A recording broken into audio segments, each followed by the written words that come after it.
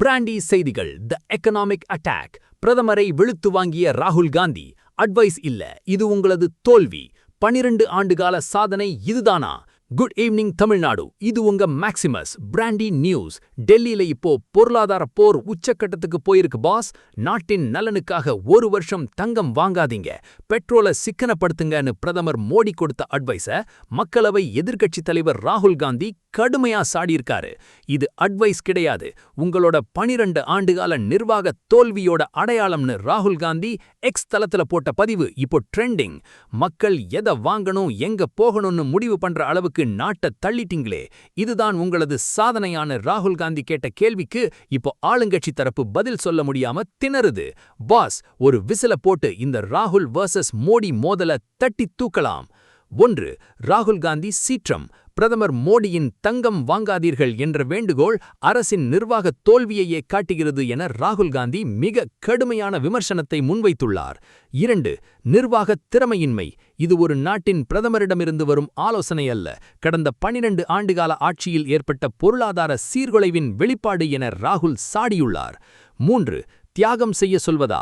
அரசின் தவறான முடிவுகளால் ஏற்படும் பொருளாதார சுமையை மக்கள் மீது சுமத்துவதும் அவர்களை தியாகம் செய்ய சொல்வதும் நியாயமற்றது என அவர் குறிப்பிட்டுள்ளார். 4. தங்கமும் பெட்ரோலும். தங்கம் வாங்குவதை தவிர்க்க சொல்வதும் எரிபொருள் பயன்பாட்டை குறைக்க சொல்வதும் நாட்டின் பொருளாதார கட்டமைப்பு பலவீனமடைந்திருப்பதையே குறிக்கிறது. 5. மக்களின் உரிமை.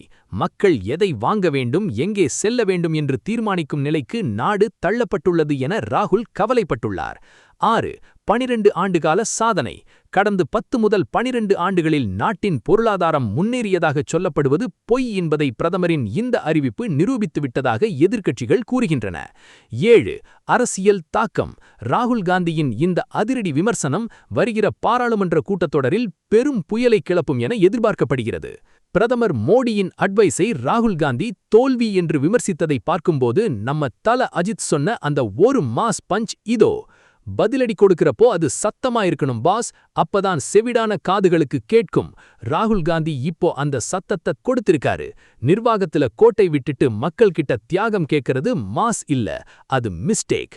ஆட்டம் இப்பதான் அனல் பறக்குது. பொருளாதார சிக்கலுக்கு தீர்வு காணாமல் மக்களை தியாகம் செய்ய சொல்வது சரியா? உங்க போல்ட் கமெண்ட்டை சொல்லுங்க. 2026இன் விறுவிறுப்பான டெல்லி அரசியல் மற்றும் பொருளாதார போர் குறித்த அப்டேட்டுகளுக்கு பிராண்டி செய்திகள். உண்மையை லவுடா சொல்லுவோம், குவிக்கா சொல்லுவோம். This is Maximus signing off. Have an energetic day. இந்த பொருளாதார யுத்தத்து அப்டேட்டுக்கு ஒரு பெரிய விசில போட்டு ஷேர் பண்ணுங்க. பாஸ், பை பாய்.